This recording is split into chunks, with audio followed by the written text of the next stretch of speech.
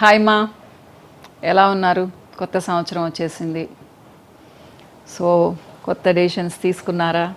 Health గురించి, money గురించి, ఇలా అన్నమాట. సో మనం అనుకున్నామంటే దాని వైపు ప్రయత్నిస్తామా, వెళ్తూ ఉంటాం ప్రయత్నిస్తే. సో మీకు లాస్ట్ టైం చెప్పాను, మ్యాజిక్ అనే బుక్ ఉంది అని చెప్పేసి, రోండా బర్న్ రాసిన బుక్ మ్యాజిక్. ఇది నేనేం చెప్తాను అంటే ప్రతి ఒక్కళ్ళ దగ్గర ఉండాల్సిన బుక్ అని చెప్తాను. ఎందుకంటే దీంట్లో 28 చాప్టర్స్ ఉన్నాయమ్మా. నిదానంగా చదవాలి ఈ బుక్ని. ఈవిడ మళ్ళీ తర్వాత చాలా రాసింది, రహస్యం అని చెప్పేసి ఇంకా చాలా బుక్స్ రాసిన తర్వాత కూడా చెప్తాను. నేను దీని గురించి మీతో అప్పుడప్పుడు మాట్లాడాలనుకుంటున్నాను. 28 చాప్టర్స్ గురించి మాట్లాడతాను. ఈవిడ చాలా మామూలు మనిషిమా. ఈవిడ యాక్చువల్గా ఈ బుక్ని 2012లో రాసింది. ఒక మూవీ కూడా ఉందన్నమాట. కానీ 2014లో సత్యవతి గారని అనువాదం చేశారు తెలుగులో ఈ బుక్ని. సో మనకు తెలుగులో ఉంది కాబట్టి చక్కగా మనం చదువుకోవచ్చు. అంటే ఇంగ్లీష్లో బ్రహ్మాండంగా వచ్చిన వాళ్ళు హ్యాపీగా ఇంగ్లీష్లో కూడా చదువుకోవచ్చు. సో మక్కి కాపీ రాశారు, ఇది అనువాదం చేశారనమాట. ఇది అలానే చాలా మామూలు మనిషి. ఈమెకు అంటే ఉద్యోగం మీద తృప్తి ఉండేది లేదు, హెల్త్ సరిగ్గా ఉండేది లేదు, పిల్లల బాధ్యత ఏంటి, పిల్లలు విసిగిస్తున్నారు అనుకునేది, వంట సరిగ్గా చేసేది కాదు, ఇలా అన్నమాట. సో ఆవిడ ఒకరోజు ఉన్నట్టుండి మారిపోయారు. సో ఏంటి నేను ఇలా ఉన్నాను అని చెప్పేసి రియలైజ్ అయ్యారనమాట. రియలైజ్ అయ్యేసి తర్వాత ఈ బుక్ని రాశారు. మీరు చదవండి. నేను ఈవిడ గురించి పూర్తిగా నేను చెప్పాల్సిన అవసరం లేదు. ముందు మాట అని ఉంటుంది కదా, చాలా బాగుంటుంది, బ్యూటిఫుల్గా ఉంటుంది. కావాలంటే చెప్తాను తర్వాత వాటిల్లో. మెయిన్ మ్యాటర్ గురించి చెప్పాలనుకుంటూ ఉన్నాను. మామూలుగా మనకేదన్నా జరగాలి అంటే మనం ఏం చెప్తాము? ఇప్పుడు దేవుళ్ళని ప్రార్థిస్తాము, ఈ మంత్రాలు ఉన్నాయి, ఇవి మీరు చాంటింగ్ చేస్తే మీకు అనుకున్నది జరుగుతుంది అని అంటారు కదా. అవును కదా, చాలామంది వింటుంటాం కదా, ఈ మంత్రం ఎక్కువసార్లు చదివితే ఇది సిద్ధిస్తుంది, ఇలా అనమాట. ఈవిడ కూడా ఒక పదం చెప్తుంది, దానివల్ల యూనివర్స్లో మీకు ఏం కావాలి అంటే అది వస్తుంది అని చెప్తుంది. ఇది ఎవరి దగ్గర అయితే ఎక్కువ ఉంటుందో వాళ్ళకి ఇంకా ఇంకా వస్తుంది, ఎవరి దగ్గర అయితే ఉండదో వాళ్ళకి చాలా తగ్గిపోతూ ఉంటుంది. ఏ మాటో తెలుసా అమ్మ? కృతజ్ఞత అనే పదం, థ్యాంక్స్. సో నాకు ఫస్ట్ టైం చదివినప్పుడు చాలా తమాషగా అనిపించింది, ఏంటి ఈవిడ ఇలా చెప్తుంది అని.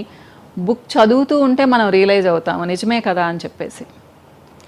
సో మనకేంటి అంటే చాలా విషయాలలో అసంతృప్తిగా ఉంటామా.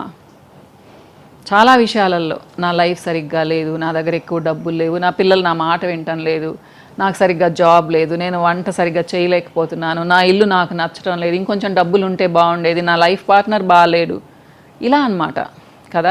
కొన్ని విషయాల్ని మనం ఏం చేయలేము, మార్చుకోలేము, కానీ మనం థింకింగ్ని మార్చుకోవచ్చు. జనరల్గా చెప్తూ ఉంటారు, నువ్వు ఏ సంకల్పం చేస్తే అది నీకు సిద్ధిస్తుంది అని చెప్పేసి. ఈ కృతజ్ఞత అనే పదం ఏమో చాలా ఇంపార్టెంట్ అనిపిస్తుంది. అదొక ఆకర్షణ శక్తి అంటుందన్నమాట, అట్రాక్ట్ చేస్తుంది అన్నిటినీ అంటుంది. ప్రతి దానికి నువ్వు కృతజ్ఞతతో ఉండు. ఉదయాన్నే లేచావు, నీకు ఏమి అదృష్టాలు అంటే, ఇది ఫస్ట్ చాప్టర్ మా, ఏం అదృష్టాలు ఉన్నాయో నువ్వు గుర్తు చేసుకో. మనం అదృష్టం అంటే ఏమనుకుంటాము? పెద్ద బిల్డింగు, ఎక్కువ డబ్బులు, పెద్ద కారు, లగ్జూరియస్ లైఫ్, ఇలా కదా అనుకుంటాం. కాదు అని చెప్తారు ఈవిడ. సో ఉదయం లేస్తే సూర్యుని చూడు, నీకెంత అదృష్టమో తెలుస్తుంది. పంచేంద్రియాలు ఉన్నాయి, నువ్వు చూస్తున్నావు, రుచి చూస్తున్నావు, మాటలు వింటున్నావు, చక్కగా మాట్లాడుతున్నావు, చేతులతో పని చేస్తున్నావు, కాళ్ళతో నడుస్తున్నావు, నీకు మంచి పూలు కనిపిస్తున్నాయి, చందమామను చూస్తున్నావు, చల్లదనాన్ని ఆస్వాదిస్తున్నావు, ప్రకృతిని చూస్తున్నావు, మైమర్చిపోతున్నావు, మంచి నిద్ర ఉంది, మంచి ఫ్యామిలీ ఉంది, నీకు ఏ అవయవం లోపం లేకుండా నీ బాడీ ఉంది.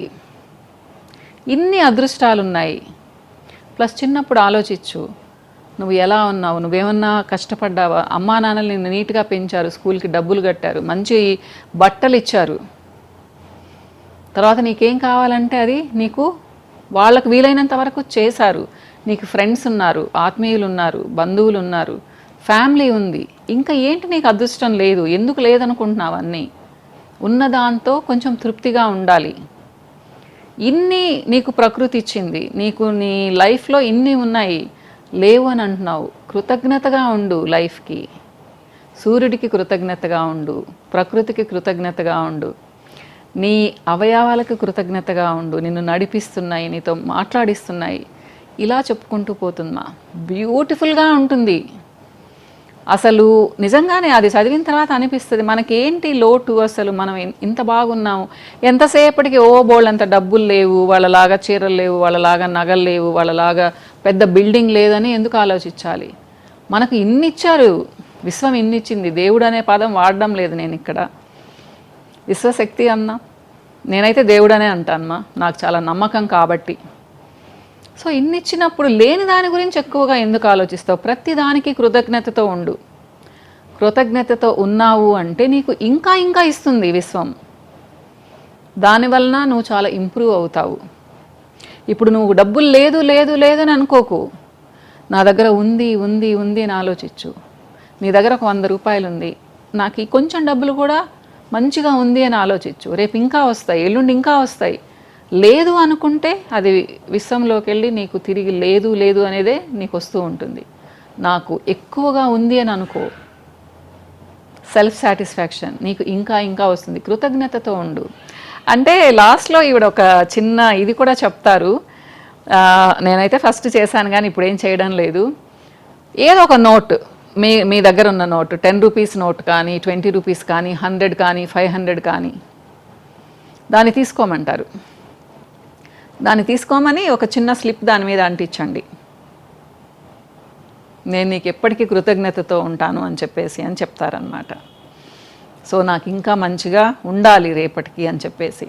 సో అది మీకు కనిపించేటట్టు మీ పాకెట్లో ఒక 10 డేస్ పెట్టుకోండి, మీకు కనిపించేటట్టు పెట్టుకోండి, దాని గురించి ఆలోచిస్తూ ఉండండి అని. ఇది మన వాళ్ళు కూడా చేసేవాళ్ళు.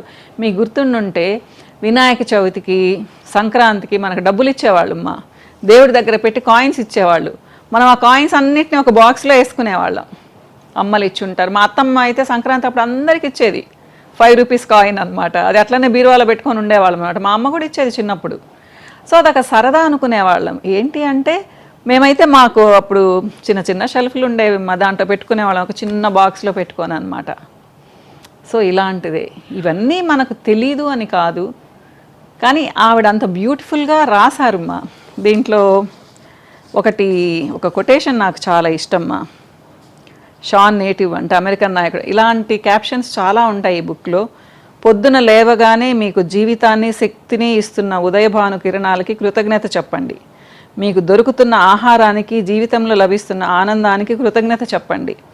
కృతజ్ఞత చెప్పేందుకు మీకేమీ కనపడలేదంటే మీలో ఏదో లోపం ఉన్నట్టే. ఎంత బాగుంది కదా. మనం ఎంతమంది ఆలోచిస్తామా నాకేమీ లేదు నాకేమీ లేదు అనేసి. మనకెన్నో ఉన్నాయి, అవన్నీ ఆలోచించాం. లేని దాని గురించి ఎక్కువ ఆలోచిస్తాం. రివర్స్లో ఆలోచించండి, మీకు ఎన్ని ఉన్నాయో ఆలోచించండి, మీ జీవితంలోకి ఇంకా ఇంకా వస్తాయమ్మా. సో మీ అదృష్టాలను ఒకసారి గమనించుకోండి, దురదృష్టాలని అనుకోకండి, అదృష్టాలను అనుకోండి. మీకు ఇంకా ఇంకా అదృష్టం మీ చేతుల్లోకి వస్తుంది. ఇది ఫస్ట్ చాప్టర్ మా. సో మీకు నచ్చితే చెప్పండి, నెక్స్ట్ కూడా కంటిన్యూ చేస్తాను. బాయ్ మా.